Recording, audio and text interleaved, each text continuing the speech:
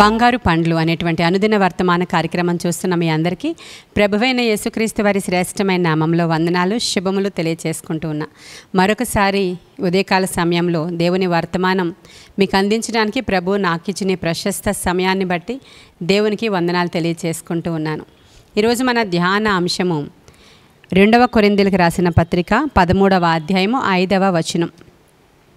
మిమ్మను మీరే పరీక్షించుకొనుడి అనేటువంటి మాట 1వ కొరింథీ 11వ అధ్యాయంలో 28 నుంచి 31 వరకు మీరు చూస్తే, కాబట్టి ప్రతి మనుష్యుడు తన్ను తాను పరీక్షించుకొనవలెను అనేటువంటి మాట చూస్తున్నాం మనం. మిమ్మను మీరే పరీక్షించుకోండి అని 2వ కొరింథీలో ఉంది. 1వ కొరింథీ పత్రికలో ప్రతి మనుష్యుడు తనను తాను పరీక్షించుకొనవలెను. ఎలా పరీక్షించుకుంటాం? ఏం టెస్టర్స్ ఉన్నాయి మన దగ్గర? ఈ దినాల్లో చూసినప్పుడు ప్రతి ఇంట్లో sugar machine, BP checking machine, sugar checking machine ఉంటూ ఉంది. షుగర్ని చెకప్ చేసుకోవడానికి అంటే మార్నింగే చూసుకొని షుగర్ ఎంత ఉంది, ఎక్కువ ఉందా తక్కువ ఉందా. ఈ మధ్యకాలంలో ఫంక్షన్స్కి అటెండ్ అయ్యాము, ఎక్కువ స్వీట్స్ తినేసాము, ఎక్కువ ఏవేవో పదార్థాలు తినేసాము, షుగర్ లెవెల్స్ ఎలా ఉన్నాయని చెక్ చేసుకొని ఎక్కువ ఉంటే వేరే రకంగా ట్యాబ్లెట్ వేసుకోవడం, తక్కువ ఉంటే వేరే రకమైనటువంటిది ఏదో చేసుకోవడం చేస్తూ ఉంటారు. బీపీ ఉన్నవాళ్ళు అలాగే ప్రతిరోజు పరీక్షించుకుని, ప్రతిరోజు కాదు, వాళ్ళకి డౌట్ వచ్చినప్పుడల్లా, లోపల ఏమైనా తేడా వస్తుంది బాడీలో అని అనిపించినప్పుడల్లా పెద్దవాళ్ళు మన ఇంట్లో ఉంటే ఆ 2 మిషన్స్ కొనిపెట్టుకున్నారు. ఈ రోజుల్లో పెద్దవాళ్ళ వరకు వెళ్ళిపోక్కర్లేదు, అందరికీ చాలామందికి చాలా కామన్గా ఉన్నటువంటి ప్రాబ్లమ్స్గా మారిపోయినాయి ఇవి. ఒకవేళ షుగర్ హై అయిపోతే చాలా ప్రాబ్లం అయిపోతుంది, అలా అని వృద్ధులకి లో అయిపోతూ ఉంటుంది అప్పుడు కూడా చాలా ప్రాబ్లం అయిపోతూ ఉంటుందని ప్రతిరోజు కూడా చిన్నగా టెస్ట్ చేసుకుని చూసుకుని బాగానే ఉంది అనుకుంటూ ఉంటారు. చాలామంది ఇలా పరీక్షలు చేసుకున్నారు, ఇంట్లోనే చేసేసుకుంటున్నారు. ఇక్కడ బైబిల్ సెలవిస్తూ ఉంది, ప్రతిదినం కూడా మిమ్మల్ని మీరు పరీక్షించుకోండి, ప్రతివారు తమను తాము పరీక్షించుకొనవలెను అనేటువంటి మాటలు మనకు కనిపిస్తున్నాయి. ఎందుకని షుగర్ని బీపీని మనం చెకప్ చేసుకుంటాము అంటే, ఒకవేళ హై అయితే చాలా ప్రమాదాలు జరిగిపోతాయి, లో అయితే చాలా ప్రమాదం జరిగిపోతుంది అని మన శరీరానికి ప్రమాదం జరిగిపోవడం కోసం చాలా జాగ్రత్తలు ఎలా తీసుకుంటున్నామో, మరి ఆత్మకి జాగ్రత్తలు ఏమన్నా తీసుకుంటున్నామా? మన ఆత్మ పరిస్థితి ఎలా ఉంది?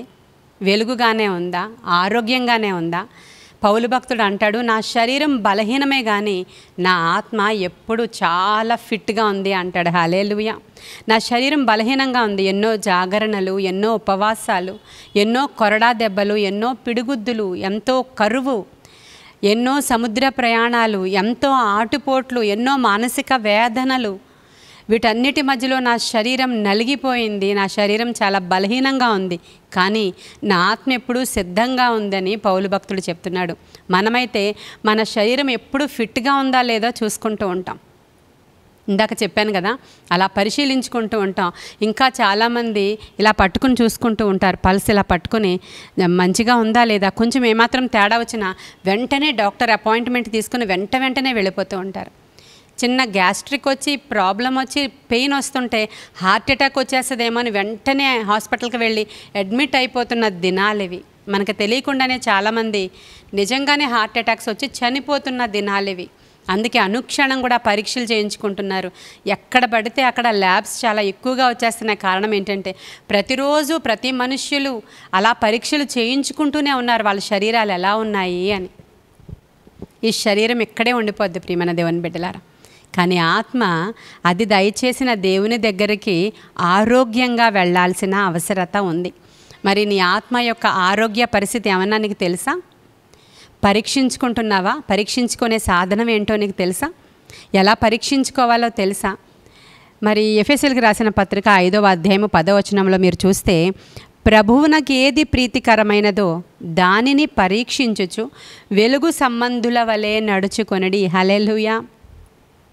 ప్రభువునకి ఏది ప్రీతికరమైనదో దాన్ని పరీక్షించుకొనుచు వెలుగు సంబంధుల వలె మీరు నడుచుకోవాలి అనే మాట మనం చూస్తున్నాం. దేవుని యొక్క గ్రంథంలో మనం ఎలా ఉండాలని రాయబడి ఉందో అదే మన టెస్టర్ అండి. దేవుని వాక్యమే మన టెస్టర్. అనుదినము దేవుని వాక్యం మనం పరిశీలన చేస్తూ ఉంటే రెగ్యులర్గా డివోషన్ ఉంటుంది మనకి. అంటే ప్రతిరోజు 3 అధ్యాయాలు చదవాలి, 5 అధ్యాయాలు చదవాలి. కొంతమంది ప్రతిరోజు కొన్ని అధ్యాయాలు చదవాలని పెట్టుకుంటారు. కొంతమంది ఏదో క్యాలెండర్ దగ్గరికి వెళ్ళి ఒక వాక్యం చదివి అబ్బా ఈ రోజుకి నేను చాలా ఎక్కువ చదివేశాను అనుకునే వాళ్ళు కూడా ఉన్నారనుకోండి. అంటే చాలామంది వాక్యాన్ని పరిశీలన చేసి చదువుతున్నప్పుడు, లేదంటే ఇదిగో మనం ఇలా మార్నింగే వచ్చేటువంటి డివోషన్స్ అంటే డివోషనల్ ప్రోగ్రామ్స్ ఉంటాయి. ఆ ఉదయకాలం ఒక వర్తమానాన్ని వినాలి అని పెట్టుకున్నారు కొంతమంది. అది విన్నప్పుడు దాని ద్వారా కూడా దేవుడు మాట్లాడుతూ ఉంటారు. ఆ రోజు పరీక్ష కొలమానం అదే.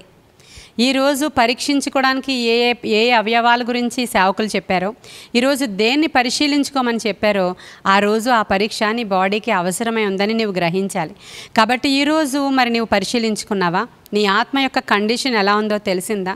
ఈ మధ్యకాలంలో ఎప్పుడైనా పరిశీలించుకున్నావా? కీర్తనాకారుడైనటువంటి దావీదు అంటాడు 139వ కీర్తనలో, దేవా నన్ను పరీక్షించు, నన్ను పరిశోధించు, మేలైనటువంటి మార్గము లేదంటే అయోగ్యమైనది ఏమైనా నాలో ఉన్నదేమో అది తీసివేసి మేలైన మార్గంలో నన్ను నడిపించు అంటాడండి. మరి మనం ఎప్పుడైనా అలా అడుగుతున్నామా? మనమైతే మనమే చాలా నీతిమంతులం కదా. నాలో ఏ లోపం లేదు, అసలు నేను చాలా పర్ఫెక్ట్గా ఉన్నాను, నేనేం పరిశీలించుకోవాల్సిన అవసరం లేదు, నన్నెవరూ పరీక్షించక్కర్లేదు అనేటువంటి గర్వపు మాటలు చాలా ఎక్కువగా మనం వింటూ ఉంటాం. దావీదు చాలా భక్తుడండి, ధర్మశాస్త్రాన్ని దివారాత్రులు ధ్యానం చేయువాడు. కానీ అతడు కూడా మనుషుడే కాబట్టి వృద్ధాప్యంలో ఎప్పుడైతే పడిపోయి దిగజారిపోయాడో అతడికి చాలా భయం వేసింది. అందుకనే ప్రతిదినము అతడు పరీక్షించుకునేవాడు, పరిశీలించుకునేవాడు, పరిశోధించమని దేవుణ్ణి వేడుకునేవాడు. మరి ఈరోజు నువ్వు వేడుకోవడం నీకు వచ్చా? అడుగుతున్నావా? నీవు ప్రతి రాత్రి నీవు నిద్రకు ఉపక్రమించే సమయంలో, దేవా ఈరోజు నీకు ఆయాసకరమైనది ఏమైనా నేను చేశానేమో అదంతా తీసివేయి ప్రభా, నన్ను శుద్ధీకరించయ్యా, నన్ను నేను టెస్ట్ చేసుకుంటున్నాను ఈ రాత్రి, నీవు నాకు ఒక పీస్ ఆఫ్ మైండ్ లేదంటే సమాధానం ఇచ్చావనుకో నేను మంచిగా నిద్రపోతా, లేదంటే ఏమైనా జ్ఞాపకం చేయి ప్రభువా అని ఎప్పుడైనా పరీక్షించుకున్నావా నువ్వు? ఇంకా చేసేసిన దాన్ని కప్పిపుచ్చుకునే ప్రయత్నం చేస్తూ ఉంటాం మనం. నేనేం చేయలేదు ప్రభా, వాళ్ళే నన్ను ప్రేరేపించారు, నేనేం చేయలేదు ప్రభా, వాడు రమ్మంటే వెళ్ళాను, నేనేం చేయలేదు ప్రభా, వాళ్ళు మాట్లాడుతుంటే ఆటోమేటిక్గా మాట్లాడేశాను, వాళ్ళు నాకు కోపం తెప్పించారు, నేను తిట్టేశాను, వాళ్ళు చూడడానికి తీసుకెళ్లారు, ప్రేరేపించారు, నేను త్రాగేశాను. ఇలాగ మనము వేరొక్కరి మీద నింద మోపుకుంటున్నాం. స్వపరిశీలన మనం ఎప్పుడూ చేసుకోవట్లేదు ప్రియమైన దేవుని బిడ్డలారా. ఈరోజు కొరింథీయులకు రాసిన పత్రికలో నుంచి ఏం మాట్లాడారు ప్రభువు? మిమ్ములను మీరే పరీక్షించుకొనుడి. మిమ్మల్ని పరీక్షించుకోవడం చాలా అవసరం అని చెప్తుంది ఈ లేఖనం. కాబట్టి ఈరోజు మిమ్మల్ని మీరు పరీక్షించుకోవడానికి ఇష్టపడుతున్నారా? మనకంటే బాగా దుష్టుడికి మన బలహీనతలు ఏంటో చాలా బాగా తెలుసు. చాలామంది చాలా మంచివాళ్ళు అయి ఉంటారండి, వాళ్ళు అస్సలు చెడ్డ లక్షణాలు ఉండవు, త్రాగుడు తిరుగుడు ఏమీ ఉండవు, వాళ్ళు చాలా మంచి వాళ్ళు అయి ఉంటారు. అవి కాకుండా చాలా భక్తిపరులైనటువంటి స్త్రీలు ఉంటారు, ఏం చెడ్డవి ఏమి కూడా చేయరు, కానీ నోటి దురుసుతనం ఉంటుంది చాలామందిలో. బూతులు తిట్టడం, చెడ్డ మాటలు మాట్లాడడం, కొండెములు మాట్లాడడం, చాడీలు మాట్లాడడం, ఇంకొకళ్ళ గురించి వినడానికి మాట్లాడడానికి వాళ్ళకి ఎంత ఇష్టం అంటే ఇంకొకళ్ళ గురించి చెడ్డగా మాట్లాడడం, ఇవన్నీ కూడా కొంతమంది స్త్రీ పురుషులు కలిగి ఉంటారు. మరికొంతమంది పురుషులు ఉంటారు, వాళ్ళు చాలా మంచివాళ్ళు, ఎవరి గురించి ఎవరిని ఏమనరు, ఎవరిని ఏమి తిట్టరు, కొట్టరు, ఎవరి గురించి చెడ్డ మాటలు మాట్లాడరు. కానీ ఒక రకమైనటువంటి కొన్ని బలహీనతలు వారిని ఏలుబడి చేస్తూ ఉంటాయి. వాళ్ళు ఒంటరిగా ఉన్నప్పుడు, వాళ్ళ రహస్యంగా ఉన్నప్పుడు చెడ్డ వాటిని చూడడం, చెడ్డ వాటిని గురించి ఆలోచించడం, చెడ్డ సినిమాలని చూడడం. ఇంకా చాలా చెడ్డ సినిమాలంటే నేను వేరుగా వివరించి చెప్పాల్సిన అవసరం లేదు కదా, అందరికీ సెల్ ఫోన్లో ఉంటున్నాయి అవి. అటువంటివి చూడడం కొంతమంది పురుషులు, స్త్రీలు, పిల్లలు, యవ్వనస్తులు చేస్తుంటారు. వాళ్ళు చాలా మంచి వాళ్ళే. అంటే ఏదో ఒక బలహీనత ఒక శరీరంలో మాత్రం ఉండిపోతూ ఉన్నప్పుడు ఆ ఒక్క బలహీనత మీద శోధకుడు దెబ్బ కొడతాడనే విషయం నీకు తెలియాలి. ఈరోజు ఒక వ్యక్తి ఉన్నాడు, అతని పేరు అకిలస్ అనేటువంటి గ్రీకు సాహస వీరుడు అంట. అతను ఏదో చరిత్రలో ఉన్నటువంటి పేరు అకిలస్. అతడు చాలా చాలా సెక్యూర్డ్గా వచ్చేవాడు యుద్ధానికి, పోరాటానికి వెళ్ళేటప్పుడు. సెక్యూర్డ్గా అంటే నడినెత్తి నుంచి అరికాలు వరకు కూడా చాలా సెక్యూర్డ్గా, అంటే బుల్లెట్ ప్రూఫ్ టైప్ అంత ప్రొటెక్షన్తో వచ్చేవాడంట. అతన్ని కొట్టడం సాధ్యమయ్యేది కాదు. బాణం విసిరి చంపాలి అని అంటే ఎక్కడ ఎవరికి దేనికి దొరికేవాడు కాదు. జాగ్రత్తగా గమనించండి, మనం శాతానికి దొరకకుండా ప్రొటెక్ట్ చేసుకునేటువంటి విధానంలో మీరు ఆలోచించండి. అప్పుడు శత్రువులు ఆలోచన చేశారు, ఎలా ఇతన్ని ఎక్కడ కొట్టాలి అని. తల నుంచి అరికాల వరకు పరిశీలిస్తూ ఉన్నప్పుడు తలకి చాలా ప్రొటెక్షన్ ఉంది, మెడకి ప్రొటెక్షన్ ఉంది, నడుముకి ప్రొటెక్షన్ ఉంది, పొట్టకి ప్రొటెక్షన్ ఉంది, కింద వరకు ప్రొటెక్షన్ ఉంది, కాళ్ళకి కూడా ప్రొటెక్షన్ ఉంది.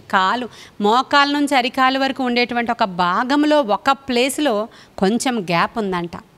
ఆ గ్యాప్ చాలు నాకు అనుకున్నాడు శత్రువు. దాని మీదే ఫోకస్, దాని మీదే గురి, దాని మీదే బాగా కాన్సన్ట్రేషన్ పే చేసి ఆ విషపు బాణము ఆ కాలు దగ్గర, అరికాలు దగ్గర ఉన్న చిన్న ప్లేస్, అక్కడ ఒక్కటే ప్రొటెక్షన్ లేదు, అక్కడ విసిరి కొట్టినప్పుడు అతడు దాని దాటికి కుప్పకూలిపోయాడంట. ఈరోజు నేను ఎందుకు ఈ విషయం చెప్తున్నానంటే, అంతా బాగుండొచ్చు, నువ్వు అన్ని విషయాల్లో మంచివాడవే, అన్ని విషయాల్లో మంచి దానవే, నీవు ఒక చిన్న బలహీనత దేవుని బిడ్డ, ఆ బలహీనత మీద శోధకుడు కొడతాడు మాటి మాటికి. నీకు ఏమి బలహీనత ఉందో వాడికి తెలుసు. అది నీ నోరా, నీ చెవుల, నీ నాలుక, నీ తిండిపోతుతనమా, నీ తిరుగుబోతుతనమా, నీ వ్యసనమా, నీ శరీర బలహీనతలా, నీకు ఏది బలహీనతో దాని మీద వాడు దెబ్బ కొడతాడు. కాబట్టి ఈరోజు నువ్వు దేవుని దగ్గరికి వెళ్ళి అడగాలి, అయ్యా ఈ బలహీనత నుంచి నన్ను విడిపించు. దావీదు కీర్తనకారుడు ప్రార్థన చేసినట్లు చేసుకోగలవా నీవు? కీర్తనల గ్రంథము 19వ అధ్యాయం 13వ వచనములో, దురభిమాన పాపములో పడకుండా నీ సేవకుని ఆపుము ప్రభువా అనే ప్రార్థన ఉంది. దురభిమాన పాపములో నేను పడిపోకూడదు, ముఖమాటానికి పోయి నేను ఎక్కడా పడిపోకూడదు, ఏ పాపములో నేను పడిపోకుండా నన్ను ఆపు నాయన. నా నోటికి, నా కంటికి, నా ముక్కుకి, నా చెవులకి కావలి కాయు నాయన. నా శరీర బలహీనతల్లో నేను పడిపోకుండా నాకు ప్రొటెక్షన్ దయచే. ఈరోజు నన్ను నేను పరిశీలించుకుంటున్నానని దేవుని వాక్యపు వెలుగులో నీవు పరిశీలించుకోవాలి. ఇలా వాక్యాలు వింటూ ఉన్నప్పుడు, వాక్యాలు చదువుతూ ఉన్నప్పుడు వాక్యపు వెలుగులో మాత్రమే నీ లోపాలు కనిపిస్తాయి. వెంటనే ఒప్పుకొని విడిచిపెట్టుకోవడం చాలా అవసరం. ఆ విధంగా ఒక వీరుడు అన్నీ జయించి ఒక చిన్న చోట ఓడిపోయిన సందర్భం చాలా సందర్భాల్లో మనం చూస్తూ ఉంటాం. చాలామంది మనుషుల దగ్గర అన్నీ మంచివాడేనండి ఇది ఒక్కటే అంటూ ఉంటాం కదా. నీవు కూడా అన్నీ మంచిదానివే అవ్వచ్చు. ఆ చిన్న బలహీనత, చిన్న గుంట నక్కలు నీ ద్రాక్ష తోటను చెడిపేస్తాయి. కాబట్టి ఈరోజు ఈ విషయంలో జాగ్రత్త పడాలని దేవుని దగ్గరికి వెళ్ళి, దేవా నన్ను నేను పరీక్షించుకోవడానికి ఈరోజు నాకు అవకాశం ఇవ్వండి ప్రభువా, నేను పరీక్షించుకుంటున్నాను.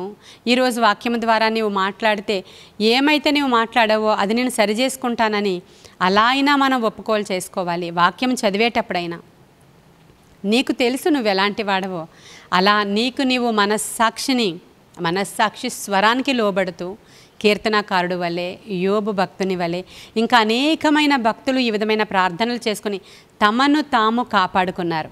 ఆఖరికి పౌలు భక్తుడు కూడా, మంచిది ఏది కూడా నా శరీరంలో నివసించట్లేదని నాకు తెలుసు, ఈ చావునకు లోనైన శరీరం నుంచి నన్ను ఎవరు విడిపిస్తారు అని రోధించి విడిపించుకున్నట్లుగా మనం చూస్తున్నాం. కాబట్టి ప్రతిదినం కూడా మనం కూడా పరీక్షించుకుందామా?